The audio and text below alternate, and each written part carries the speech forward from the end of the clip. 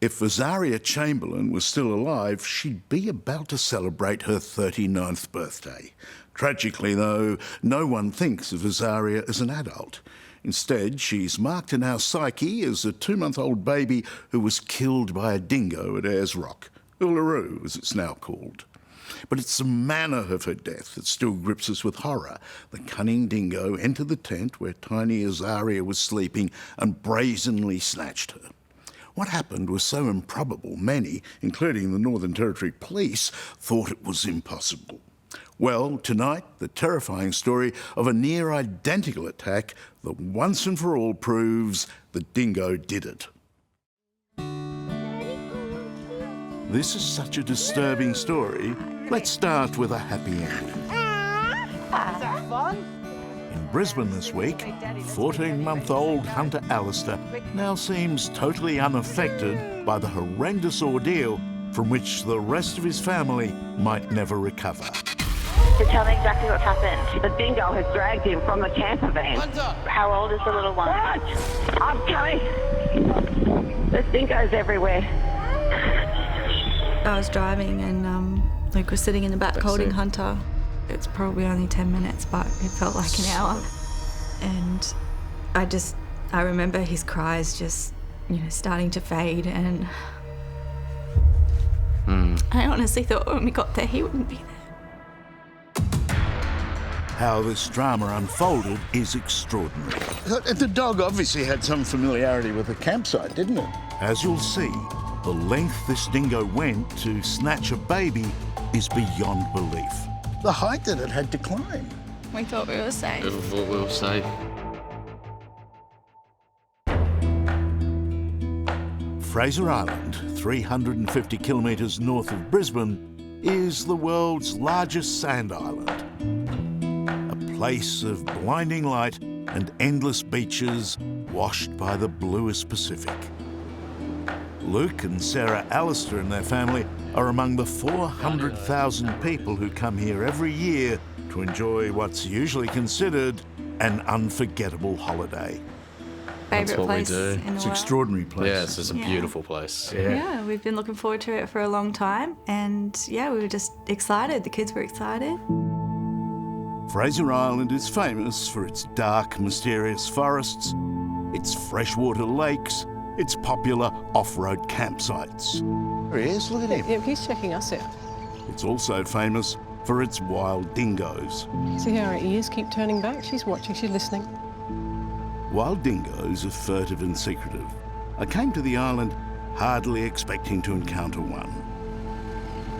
But with Ranger Linda Berendorf, we were on the trail of a wild dog. This is the female. That's the alpha female for this area.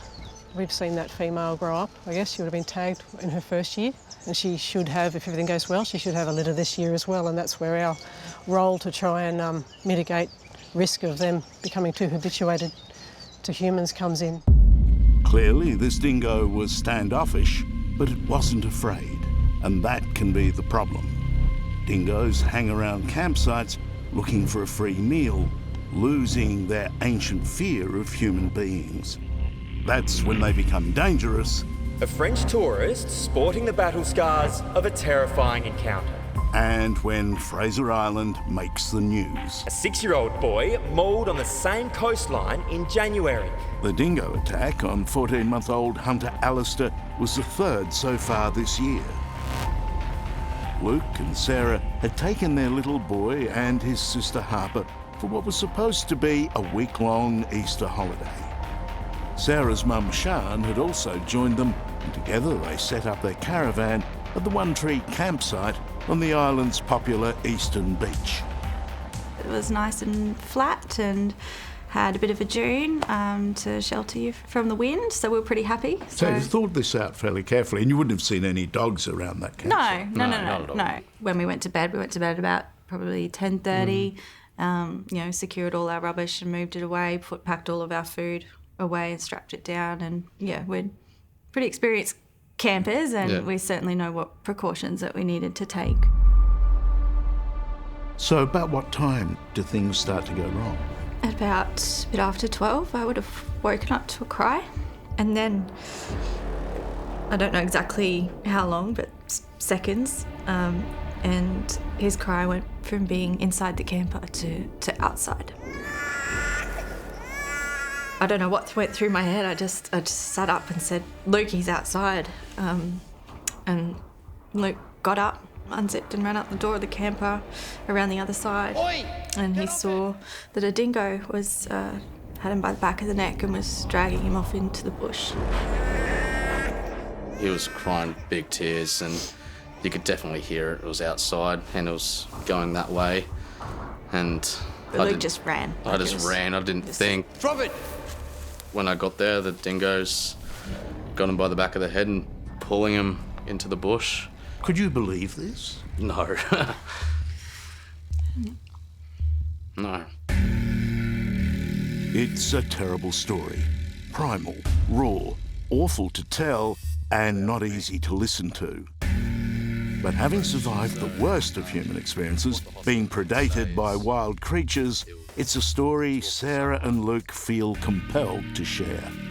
I just ran and yelled. I was running up to kick the dingo, but I didn't have to. As soon as I got from me to you away, the dingo let go of him and he cowered. The dingo would have been looking away from you, I take it. No, he was looking at me while dragging him. So he's dragging Hunter. He's going backwards. Backwards, yes. Right. He sees you. He sees me. He's looked back down. He's done a quick more of a dash back. What did you say to him? I swore. And I yelled very loudly. Get off him! Drop him! Get away! And he did. He did. I picked him up, but then realised there was a lot of blood. Was Hunter still yelling and crying? Yes, he was screaming, absolutely screaming. And to be honest with you, that's, looking back on it, and at the time, I was happy that he was crying because I was so scared and I did not want him to stop crying because if he stopped crying... Sarah, while this confrontation going on, what are you doing? I was right behind him and he brought him back in under the light, and that's when we saw that there was a lot of blood. I just started shaking uncontrollably. You woke up your mother? I woke up my mum, yeah. Grabbed my phone to try and call emergency services, and I grabbed a cloth for the back of his head. But the ordeal was far from over. While Luke had saved his son from being dragged off to his death, they were now in an even more precarious situation. As Sarah and her mother went off trying to get reception, that's when a pack of them circled me, and they were, the way I felt, they were trying to do a sneak attack and try to pull Hunter out from behind me. It was really dark, but... It was very dark. These are pack hunters, and they're known to favour the attack on a lone person. How many dogs do you think were... I think I saw 4, but it's pitch black. It was sort of shadows and glimpses of their eyes that you would see. You'd only see them if they were 2 metres from you, so there could have been more behind them, and there was the feeling of them coming up behind you, and as I lunged to them and yelled at them, they'll back off and there'll be another one trying to come up behind me, and yeah, it was scary and hard to look back at it. You stayed remarkably calm. Yeah, instinct kicked in, adrenaline, He was I incredibly suppose. calm. I was not as calm. Is that a strength that you don't know you have until you're tested? If I didn't, or if we all didn't do our part, we wouldn't have a boy still here, and it was just, we had to do it. To be honest, if we stuck around, they would have taken us 100%. They were getting more cocky, more... like, they're getting closer. Closer and closer, and they would have taken me. 100% they would have taken me. Coming up, seeing is believing. You're up the front. We're up the front of the tent. Baby's round the back. How a cunning dingo snatched the baby. So dingo came from round the back here. As far as we know, yes. It's so high. It's so high. And the desperate call Ambulance, what's the town or suburb of the emergency? to save a life. The dingo has dragged him from the camper van. Okay. We'll need an ambulance. We'll need a helicopter. The baby's dying. It's next on 60 Minutes. Come here, Uncle Charlie. Sarah and Luke Allister have always loved the wilderness, but they live in a sedate and leafy part of suburban Brisbane. with their 4-year-old daughter Harper and her baby brother, 14-month-old Hunter, who miraculously survived a dingo attack. There's no apparent injury now. Back of the head's looking really good. Very well. It's growing back. Yeah, a couple of scars. A little bit in the back, but Yeah, all the main ones were in the hairline, so we're very lucky. Yeah. As long as he doesn't go bald, he'll be quite right. For little Hunter, the wounds have healed. Not so, emotionally, for Luke and Sarah, who've decided to return to Fraser Island to revisit the very spot where the ordeal occurred. It's a harrowing experience, but one they hope will lay to rest the awful memories. We're sleeping here. You're up the front, We're up the front of the and tent. the baby's round the back end. Yes, correct. The 2 kids are at the back in there. It was the first night of a family holiday. Luke and Sarah thought their baby boy was safe and secure, tucked in bed a metre off the ground in their camper trailer. So dingo came from round the back here. Yes, correct. It's so high. It's so high. Like, how can a dingo do this? It's not until you realise just how the dingo managed to snatch a couple's son that you get a sense of how cunning and dangerous the wild dogs can be. What evidence did you see of entry? So when Luke came back, these buttons were pushed off, Just to there. I think that one was still connected at the end. and this zip had Really? been pushed back. So the point is that these are dingoes that are so habituated to people that they actually know how to unzip things. Well, Seems that way. it seems but- that way. It could easily just get its nose through and So move. Hunter was asleep. I put him to bed about here, and his little sister was asleep on the other side. So he must have experienced quite a fall. Yeah. Missed the metal and fell into Yeah. fairly soft ground. Very luckily.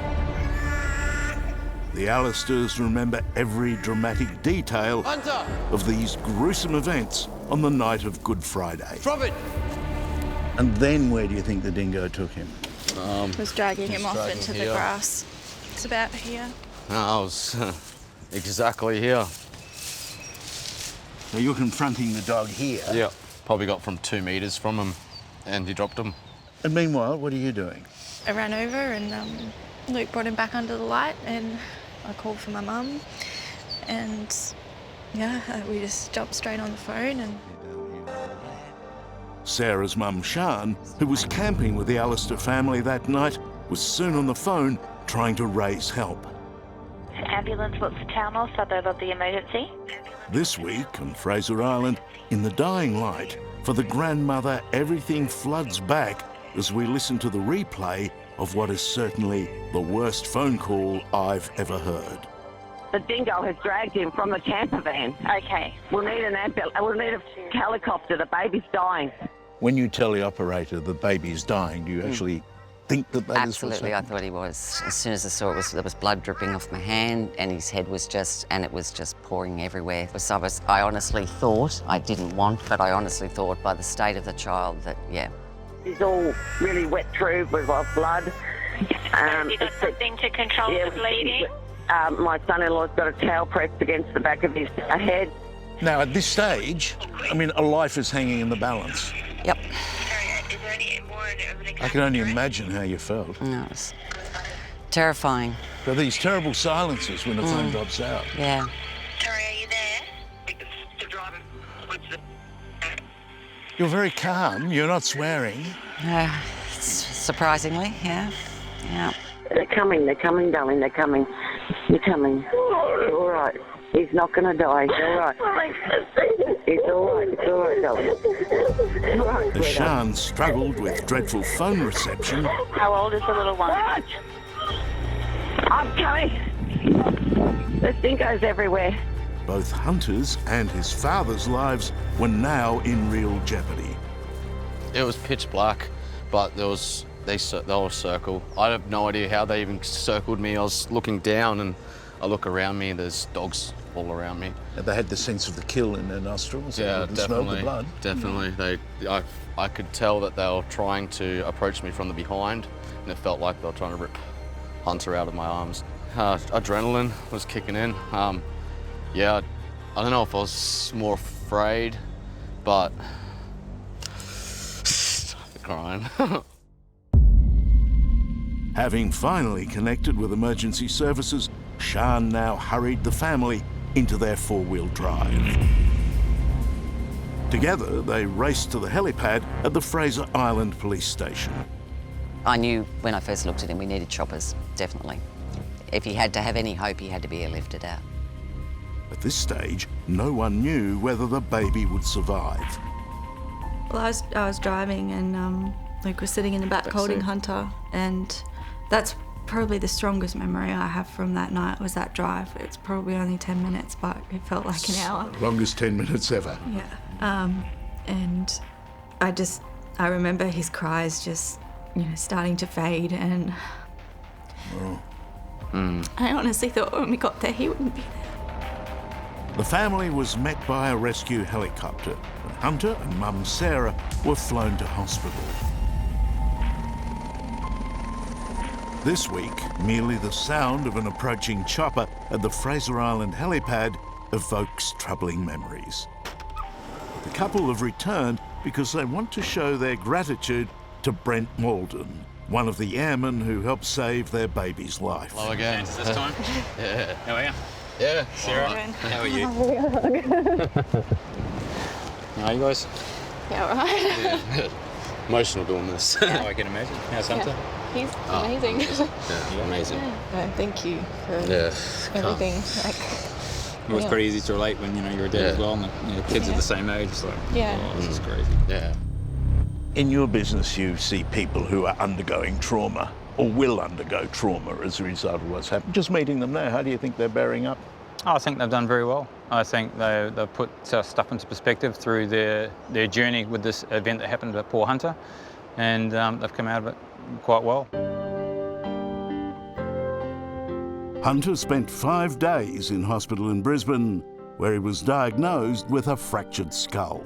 He's had a bite here, and you can see where the tissue's been disrupted. The black is gas. Surgeon Professor Roy Kimball sees more than 30 serious domestic dog bite cases every year. Although dingo attacks are relatively rare, they're every bit as dangerous. So by any measure, this is serious. This is very serious because you've introduced a lot of organisms into the tissues, into the bone, and you're a hair breadth away from brain here. Now, the skull of a young child is more pliable, isn't it? Yes. Yeah. Does that mean it breaks more easily? It certainly would be easier to break with a dog bite, but without medical attention, this could be fatal. Coming up, are the Fraser Island dingoes too smart for their own good? Problem is, that dog has become a danger. Do you hold it against the dingo? Should the dingo be punished? And a family count their blessings. It's deep, isn't it? It is, because we honestly thought we were going to lose him. Plus, later in the program, the man who went to the dark side of the moon. You had ultimately the biggest responsibility. I was their ticket home. They couldn't get home without me. That's still to come on 60 Minutes.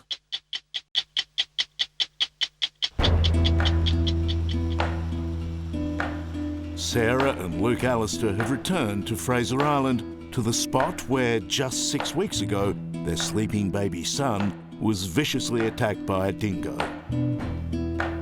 They're still coming to terms with the near-fatal ordeal, though there was really nothing they could have done to prevent it happening.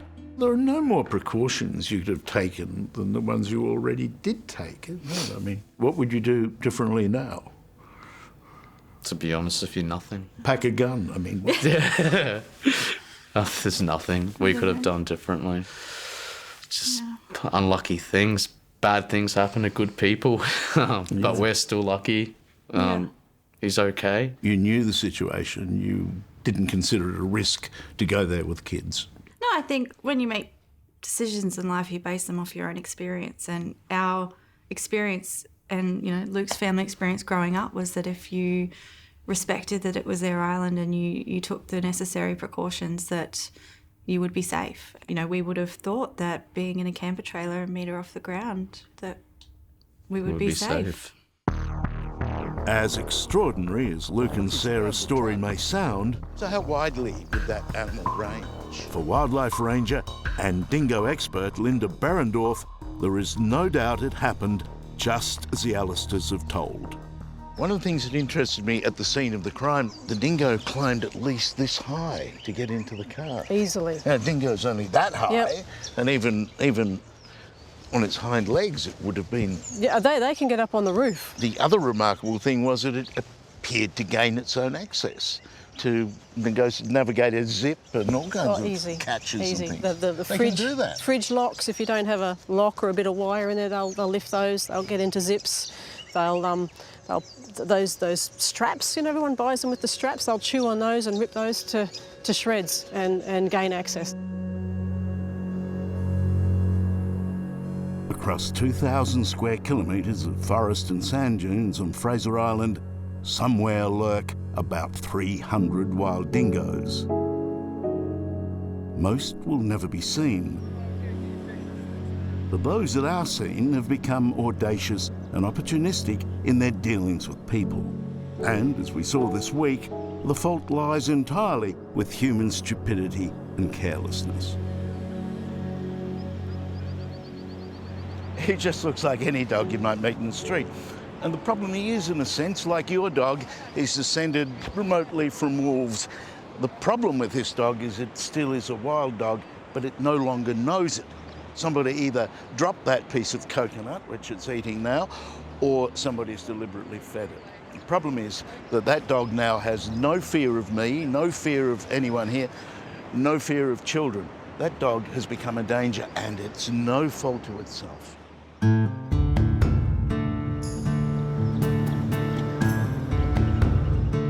This wild dog brazenly continues to forage in a busy campsite, demonstrating just how cunning they can be in their quest for food. While the tourists look on, Wait. it's left to paramedic Ben Dutoit to drive off the dingo. He has plenty of motivation. He was the man who only 6 weeks before provided emergency treatment for the bleeding and injured baby Hunter Alistair. Have you ever attended such a thing before? I've been to several dingo bites on the island, but not anything as severe or as traumatised for the family as... This was serious? There definitely was. Based on the circumstances, it could have been much worse. I think they're really lucky on Luke's quick actions. Do you hold it against the dingo? Should the dingo be punished? I mean, this is their natural environment. This is where they live, and we're the visitors to their environment. So overall, I think we have to adapt to them. They can't adapt to us. So yeah, I'd say we just have to be more careful in their environment. On Fraser Island, they say you should never walk alone. Certainly in those magnificent deep rainforests, it's not hard to get the feeling that you're being watched. Venturing into the wild world, forest or ocean, must always involve some degree of risk. But we are the intruders here, and it does seem wrong to blame the original inhabitants. Even the victims agree on that. They're not a pet dog, they're not a domestic animal that you can, that's cute. They're wild, and, they need to be respected as a wild animal. You don't have any resentment of the dog? We have no resentment. You don't want that dog to be hunted down and Not shot? at all. No, Not I think at all. if everybody did the right thing, then, they would leave you alone, and, they wouldn't feel like they can familiar scavenge. enough that they could, come into a campsite and break into a camper trailer the way that they did with us. And yeah, I think there's definitely lessons to be learned from what we went through.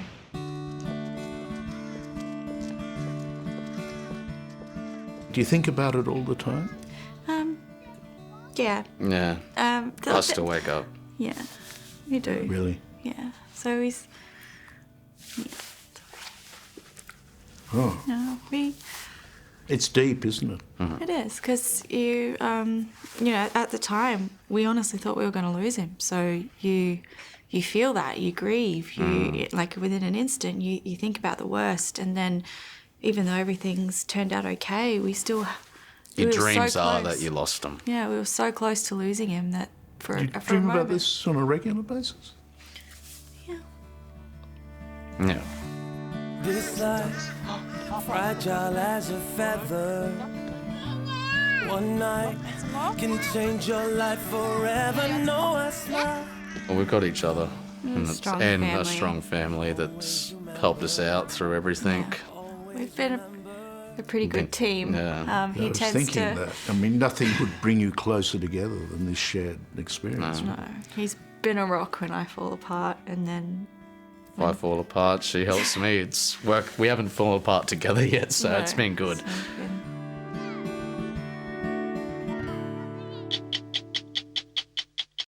Hello, I'm Charles Wooley. Thanks for watching. To keep up with the latest from 60 Minutes Australia, make sure you subscribe to our channel. You can also download the 9Now app for full episodes and other exclusive 60 Minutes content.